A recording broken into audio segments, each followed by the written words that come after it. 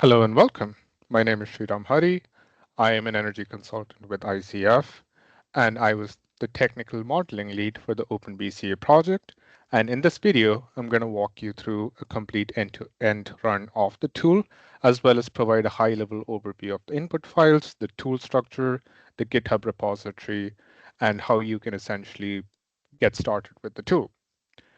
Now, the OpenBCA tool is hosted on the GitHub repository. If you go to GitHub and you type OpenBCA in the search bar, the repository should show up. And the repository essentially contains all of the core logic of the tool. If you are taken immediately to the README, which has a copyright notice that governs the IP licenses for the tool and how it can be used for individual purposes or for further enhancements. The README also provides additional context on how the tool takes in information as well as background and methodology. Power users should use the README as a guide to integrate the OpenBCA software with their backend or existing softwares. The README also includes flowcharts and diagrams that govern how data flows from the input templates to the OpenBCA core model and is displayed in the user interface and outputs. The other file to note in the GitHub repository is the license file, here described in the license.txt. This is how OpenBCA is copyrighted, as well as, and it contains instructions on how redistribution of the source code must be done, along with any legal disclaimers. Now, any issues or bugs that users may come across with while using OpenBCA can be submitted in this repo, and the developers will take a look at it and push any updates as and when necessary. Going back to the main repo, the latest release of the OpenBCA tool can be found in the release tab here. If I click it, we can see that v1.00 is the latest release, and this contains two OpenBCA zip files, one for macOS and one for Windows. Please make sure to download the correct version for your operating system, as well as two Excel input files. Now, the configuration file essentially takes in the system level information like avoided costs, as well as general or global parameters like inflation or discount rates. The program input file takes in program or measure specific information, as well as savings and load shapes. The configuration file and the program input file are common for both Windows and Mac, so you do not need to worry about downloading two different files depending on your operating system. Now, these files are around 150 megabytes, so in the interest of time, I've already downloaded them. Both the Windows and the Mac installation packages come as zip files, and it is very important that you do not run the application directly from within the zip file. Please make sure to extract the zip file into a local folder that is approved by IT and run the application from there. This is where users could run into IT permission issues depending on your local organization's security policies. The OpenBCA tool also has a companion document that provides structure on the project and architecture that IT teams can use to review the tool.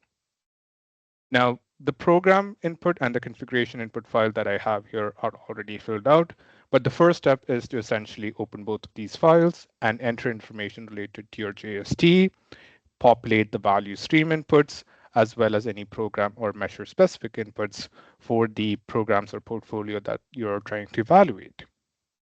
Opening up the OpenBCA app win folder, I'm greeted with the application icon, which is an executable as well as an internal folder.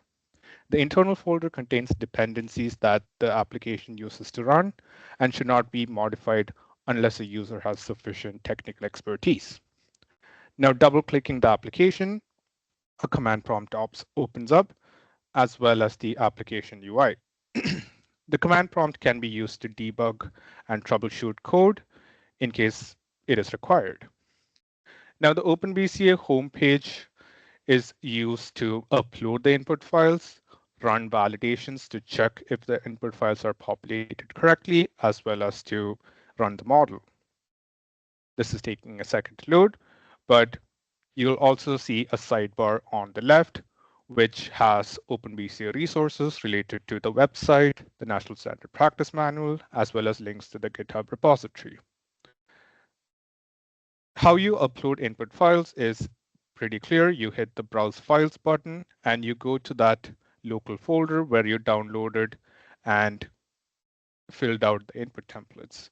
So I select both the configuration and the program input, hit open, and see that they show up here. The next step is to hit the Upload Selected Files button. You're greeted with a green box here that says both the files are saved. Now the next step is to run validations.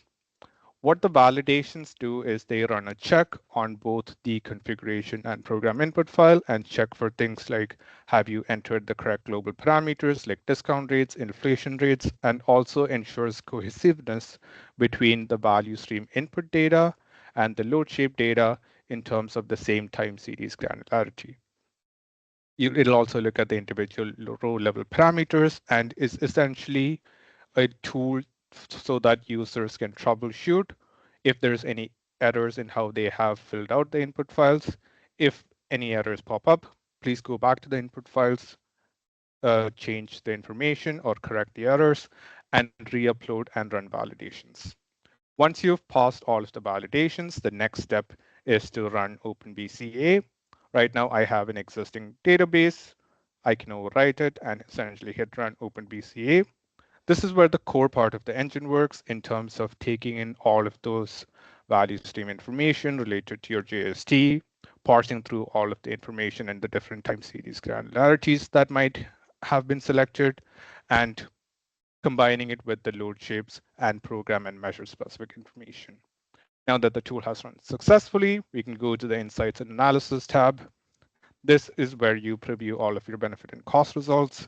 The main ones here are the total benefits, the total costs, net benefits, and the BCA ratio. We also have filters here that can be used to filter results by individual program, measure name, start here, avoided cost subset, or really any label that you choose. There's also additional figures and documentation and tables related to how these benefits and costs can be broken down into individual impact categories by value stream, looking at scatter plots for benefits versus costs, as well as ratios versus net benefits. We also have comparative analysis in terms of when are your benefits higher for a given hour of day, and you can aggregate it by the different level of time series granularity that you have.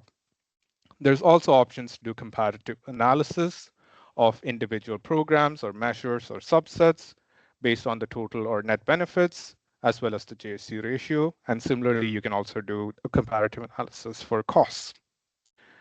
OpenBCA also includes a summary table, which essentially lists out every single measure as well as parameters like net to gross ratio, estimated useful life quantity, and also provides information on savings as well as individual value stream benefits and costs. And this can be downloaded as a CSV. And even all the figures here have a toggle to switch between figures and tables. And all of these can be downloaded as CSVs so that users can perform their own individual analysis or for any reporting purposes. That's where I'm going to end this video. The other videos in this session will cover the input templates as well as the UI in much deeper format. Thank you.